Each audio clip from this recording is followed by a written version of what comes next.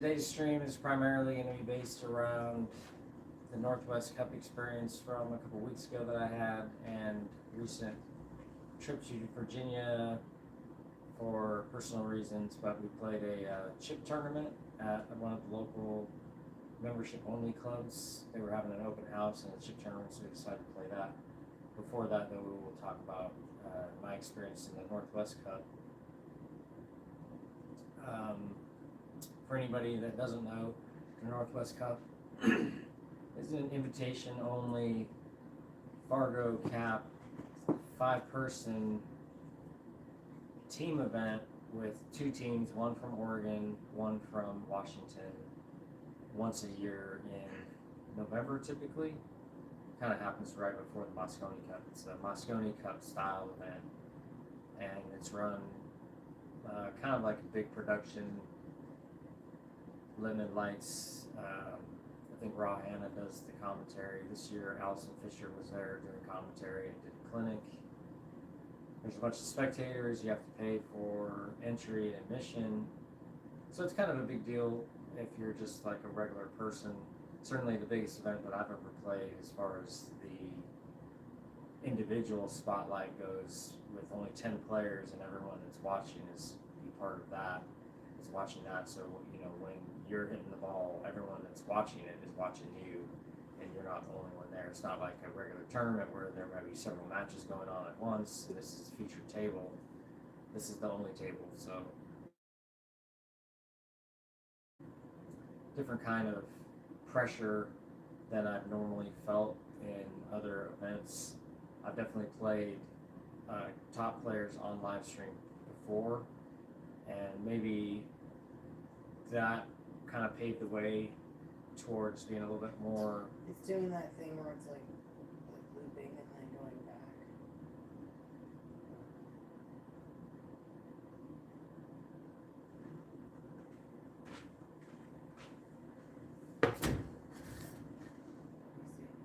No, it's good now. I think it's just the way that the thing was looking at it. I think it's fine. Sorry. I don't know if we had a technical issue there. Sorry. Where was I? Talking about the pressure, and I don't know. To me, it was actually, I went into it. You get invited, and months before the event, so you have plenty of time to do your due diligence, find out what the format is, go to the venue and play if you choose to. I knew that it was going to be in Seattle at Ox Billiards. I played there before, and I went there the week before the tournament and played to see what kind of cloth they were going to be on. And the table was a little bit faster than this table here as far as the speed of the cloth, and however, the pockets are a little bit bigger than this table, so I felt comfortable with shot making. So initially, I think what I like to do is compare the environment that I'm going to be competing in to the environment that I practice in, and know the differences, so that when I'm in the competition, that I can make the proper adjustments as soon as I see them being there. One of the things that it's really difficult to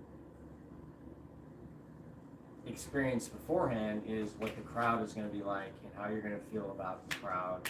And that was one of the things that was difficult to understand, and I knew that going into it, that was going to be an interesting thing. How am I going to deal with the crowd? And I would say that the first match that I played was the initial match where it's like a team round robin, and I played, I don't even remember what the score was, but I ended up winning my game. My opponent was Paul Marquez. He had the break. He had a jump shot off the break and missed, and then I ran out to win the game. And at that point, I played that rack really well, I thought, and I knew that I was capable of playing at a high level once I had just done that, where even though there's all these people watching and I'm the only one participating at that moment, it's my inning, everyone's watching, the live stream's going, hundreds of people are watching on the live stream, and I'm just running the balls out. And I know that it's a serious moment, but at the same time, I've been visualizing and, thinking about how I'm going to respond and how I'm going to react and what I'm going to do. And once that moment came, then I was able to fall into that role, pretty nicely, and that was good. Then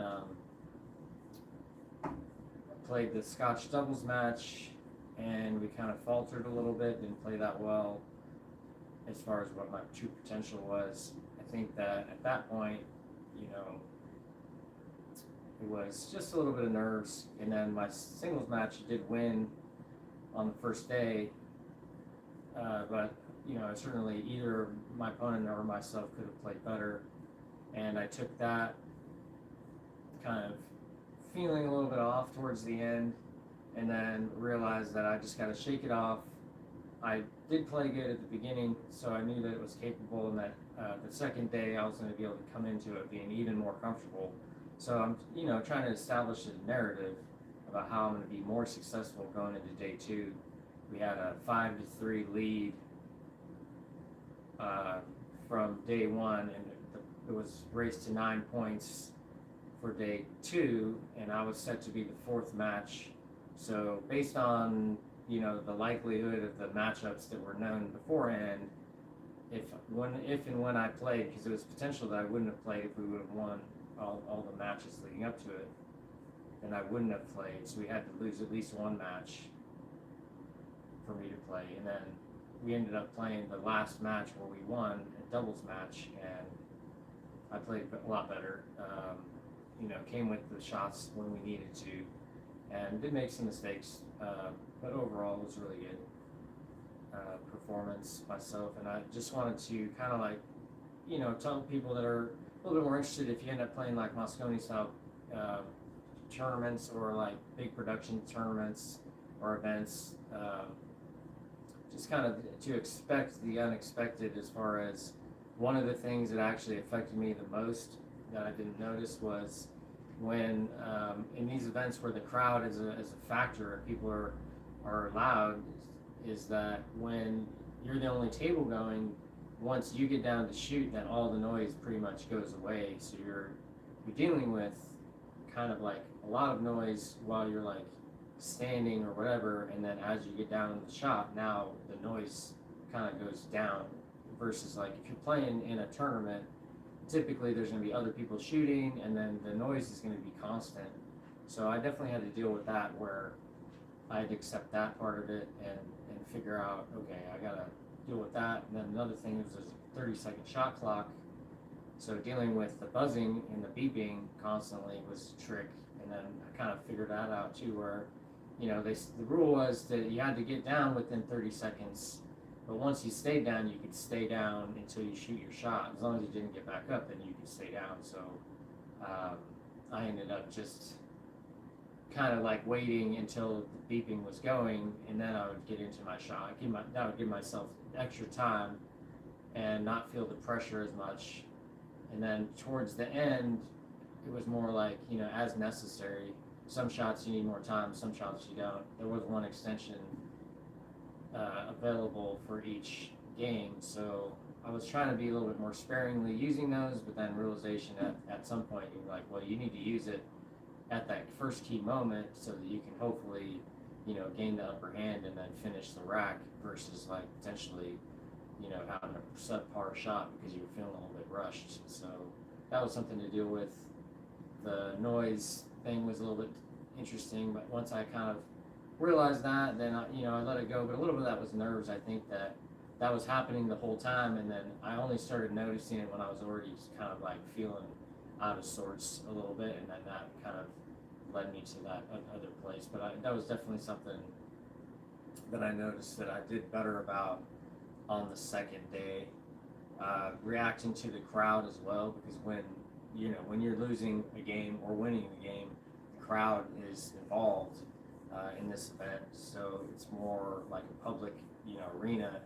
And I think the first day I kind of tried to just ignore the crowd and that made it a little bit more difficult. And then the second day, I just decided to just go with it, and that extra energy that's being provided, you kind of have to burn it out. So I was trying to be more animated and just kind of like enjoy the moment more, and then just kind of have fun and like be part of the spectacle of it versus just trying to like be there and pretend that nothing is happening and that you're, you know, all by yourself, you know, because that's just not the way that it really was. So that's pretty much, you know, without going into the nuts and bolts of individual shots, just the narrative of the way that I saw that things went down.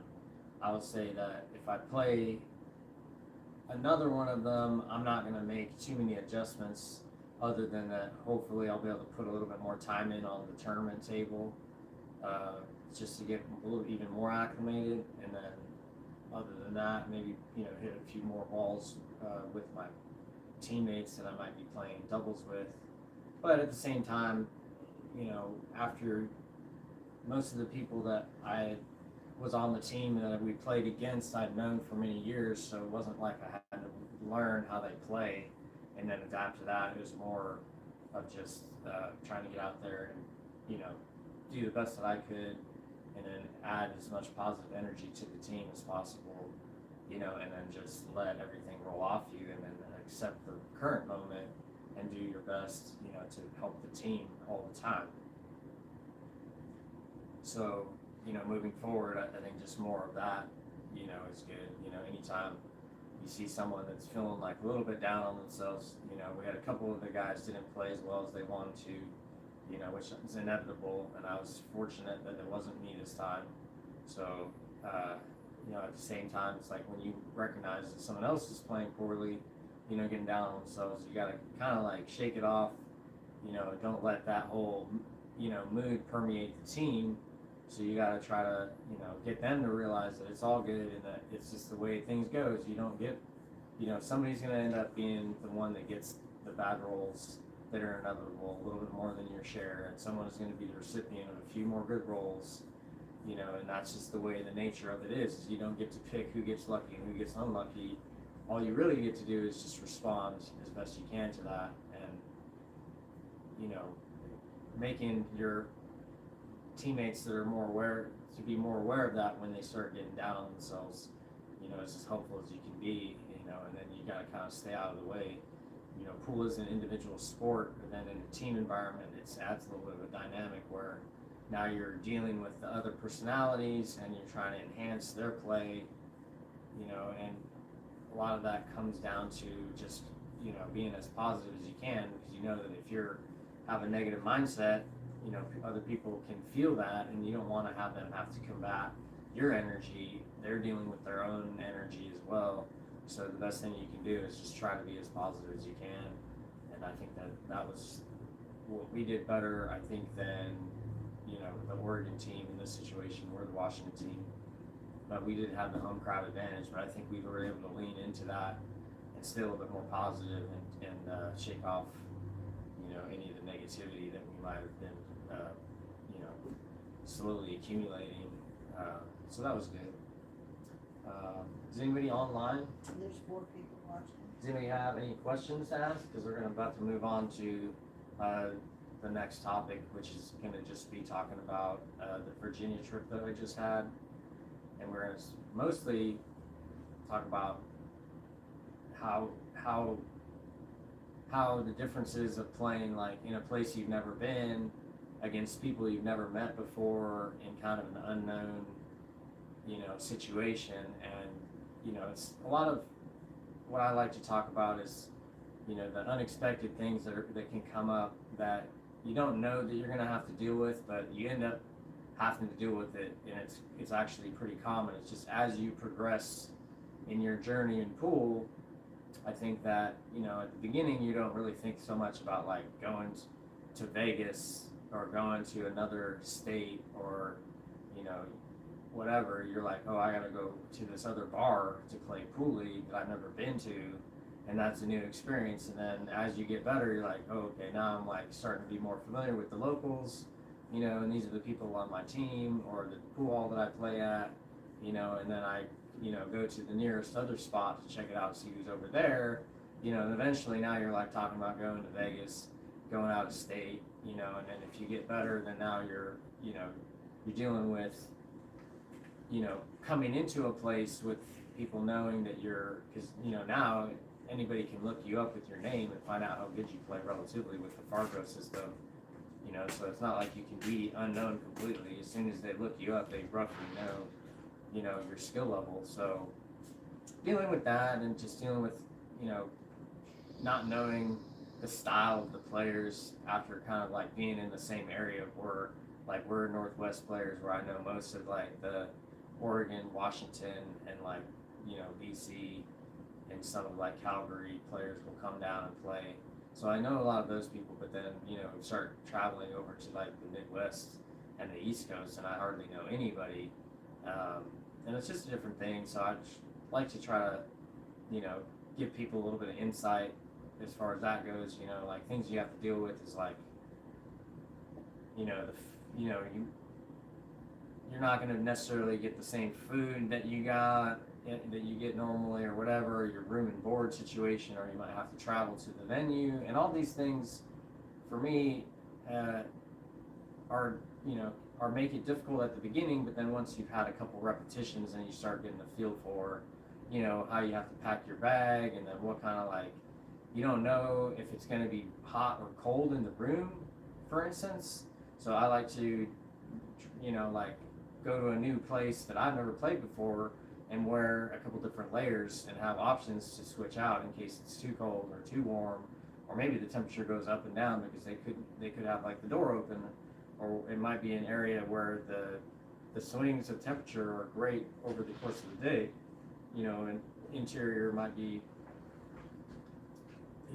different environments, and you don't know any of that going into it, so you just kind of have to, wing it. And I think that it's a good idea to do as much as you can pre-event to plan for all the different things that you know about, because then there's going to be the things that you don't know about are the things that are going to trip you up. So then you can just be like, all right, I did as much as I could to prepare myself, and now we're going to like learn about the things that I didn't prepare for that come up, and that's basically the journey for going out of town, because the pool game itself is like relatively the same.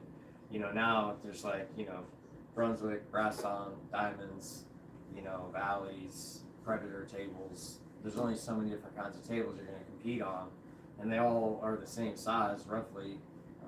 Pocket's going to be relatively the same size. The rails are going to play a little bit different, etc. But there's only so many different kinds of cloth.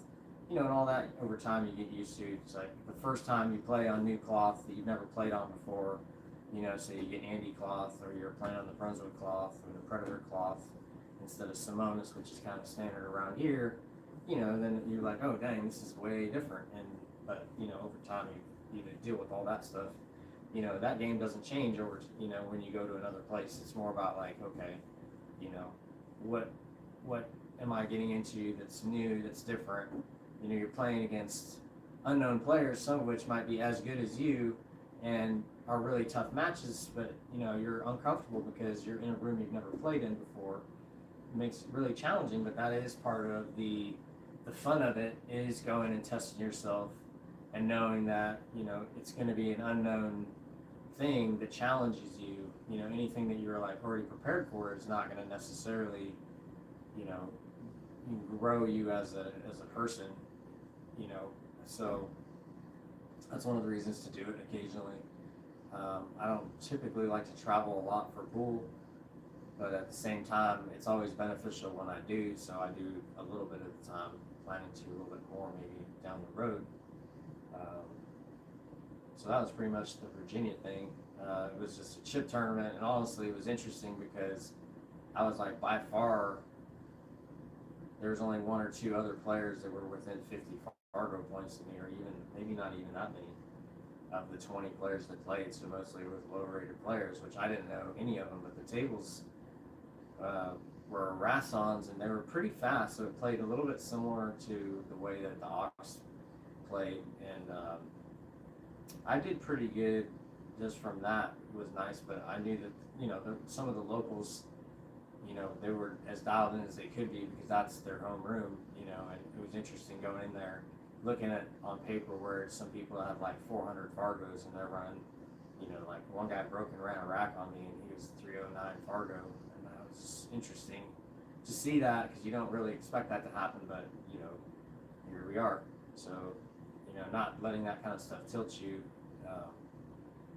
and just kind of like playing everybody as tough as you can and not expecting them to make mistakes, you know, and like you would back home against XYZ player that you know makes those mistakes in these situations, you know. So, you know, it's a good test of your own game, your own like strategy, your own like, this is how I play against somebody that I don't know, that, you know, I have no idea what they're capable of doing, and what I need to do is do my best to win in an unknown scenario. So I have to you just shoot the most reasonable shot that you can. You don't have to go for everything. You know, you don't have to play safe all the time.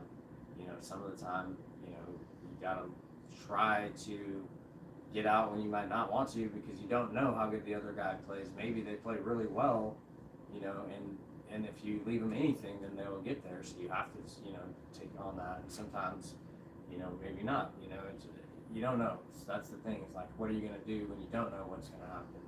You know, how are you going to respond? Like, how are you going to, like, premeditatedly go in and execute your strategy against an unknown opponent, you know, is a question you got to ask yourself when you go out of town, because that is a situation that you're going to get into. Well, I don't know if I got anything else to talk about with that. Do you have any questions, Vic?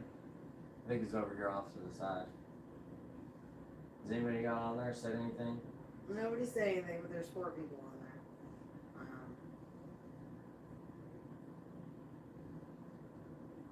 What time is it? 10:24. Dang, 24 minutes into it. Okay. I think, what else can we do? I could talk about upcoming events a little bit and how I'm going to prepare. I am signed up for a tournament on December 11th. It's like a 4-person tournament. And it's a winner take all. I think it's going to be single elimination. So it's long race to 9, 10 ball on a 9-footer. And I think to prepare for that, I'm just going to, like, you know, work on my 10 ball break. I can't get up to play that at the venue, but I will show up there early as much as I can to kind of, you know, acclimate. It's going to be a diamond table, which is pretty standard play style, so I'm not too worried about that. I'm also signed up for a tournament in January, bar table 9-ball memorial tournament for Eric Sawyer, who recently passed. If you're local to Washington, Thurston County, then you'll know he's a BCA operator, league operator, but super nice guy. So I'll be playing that memorial tournament, and that's going to be at Scratch Billiards in early January. I think it's full, but maybe you can get on the list if you're just finding out about it now.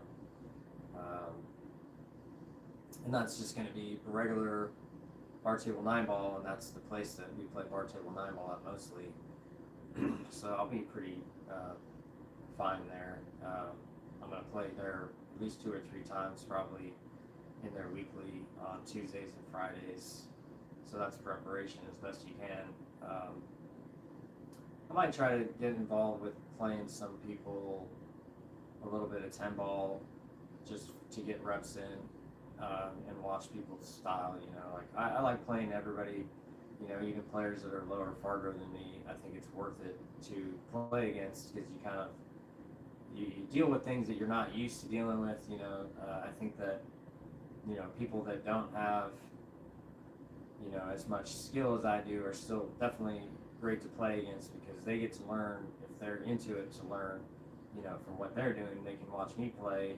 So I try to hold up my highest standard of play even when I'm playing against, you know, lower skilled opponents because I want to not only execute, you know, my best and without having as much pressure on the opponent playing as well, I can then, you know, expand my like skill level while, you know, competing, just so that I can then, you know, test myself and my new techniques that I'm working on and shots that I'm working on without having as much pressure to make it happen right away. You know, knowing that, you know, even if I make mistakes, that, you know, my opponent will then have a couple more opportunities maybe. Yes, it's true, which will be good for them because they're also dealing with the pressure of playing against someone that doesn't give so many opportunities. And, you know, you don't know necessarily when those opportunities are going to come so much as you do when you're playing against, you know, lesser opponents that, you know, make kind of like, you know, when the shot is tough, you know, they might just go for it, and then who knows what's going to happen. And a lot of times, you know, they'll leave you a shot, you know, and then playing against a better player, it seems like kind of the standard is even if they miss, you don't really have great shots all the time because it's kind of the style that I think as you get better, you just start knowing the speed of shots to make it to where it's hard no matter what, you know, and et cetera. And I think. I'll be your honorary 10-hole Who is it? TRPT man. I don't know. If you're around, you can give me a message on Facebook. But other than that, yeah, just trying to hit as many balls as we can, play tournaments, to get prepared, and hoping that people start making comments on these so we have Ray. something else to talk about. Is it Ray? What are you That's doing what he tomorrow, said. Ray? I asked him if he's got time for sets for me. He's like, yes, please. We'll be out, yeah, I think tomorrow we're going to have a little bit of time. Wednesday during the day. But then probably not till after Thanksgiving, holiday weekend. But we'll be back at it. He's Definitely. like, playing pool, let's go. Right, exactly.